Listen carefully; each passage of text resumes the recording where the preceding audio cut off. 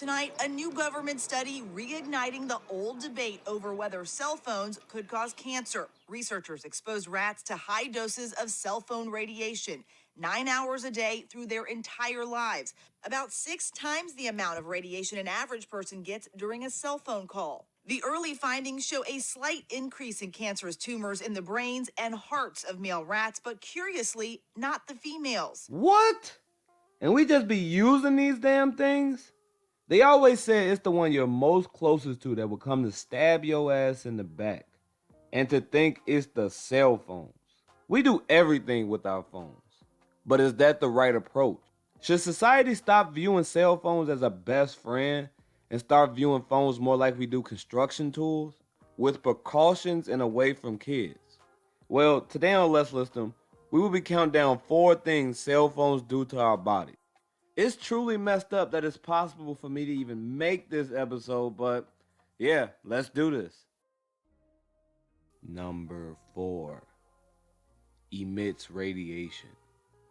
When people hear radiation, one of the first words to follow is cancer. That's the big question. Do cell phones cause cancer? Well, according to the World Health Organization, they classify cell phones as a possible carcinogen, meaning there are tons more research to be done, but it's possible. Other things on the list include lead, gasoline exhaust, and even coffee. If you're like me, then you're like, what the hell you mean it's possible? Y'all better get to researching. But here's the issue. Researchers already know extremely small amounts of radiation affect people differently. There are some people who get affected by migraines and minor eye problems, but not enough for the government to ban cell phones. Also, studies found that the intensity of the radiation is dependent on so many factors. How far are you from the radio tower?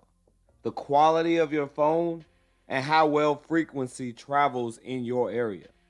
So all the people that complain about living in a place with bad signal, it could possibly be saving your life. All these contingencies make it nearly impossible to gather enough evidence to clearly say cell phone radiation causes cancer. So, if we all lose this worldwide gamble, who knows what we're in store for? Number 3. Causes nightmares. Now, this is one that may come as a surprise, but if you've ever slept with your phone close to your face, it could be negatively affecting your sleep. Sleep scientists believe the light from our phones that illuminates upon activity affects our brains while we sleep. Studies conducted by the SEL Health in 2019 show the cell phone light strains the release of melatonin. Melatonin is the hormone that controls our sleep to awake cycle and also is a mood transmitter in our brains. If the release of this hormone is strained, it can leave you feeling down. And guess what feeling down in your sleep causes? Nightmares. Whether it's the dream of you being chased and not being able to get up, or the one where you're back with your ex. The phone light may be the reason. So flip that phone over, turn it off, do whatever it takes. Making people wait till the morning is not worth this. Shit. Number 2. Misalign your neck. Have you ever just been so into your phone for a long period of time while sitting like this? Maybe you're on a train ride, or maybe you're waiting in the doctor's office, and when you look up, you feel this deep, sharp pain in the back of your neck. That is the effect of your neck supporting your head while the weight is tilted away from it. According to spine surgeon Dr. David DeWitt, holding your head in this manner can weaken the muscles and ligaments in your neck. This weakening of the neck can cause severe pain and even spine damage. So what can you do to save that neck? I suggest purchasing phone accessories that keep your phone stable and in clear view. Also, if your job consists of being on your phone for long periods of time, work in a bed or purchase a laptop computer.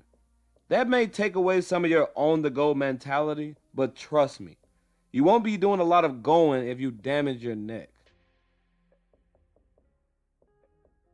Number 1.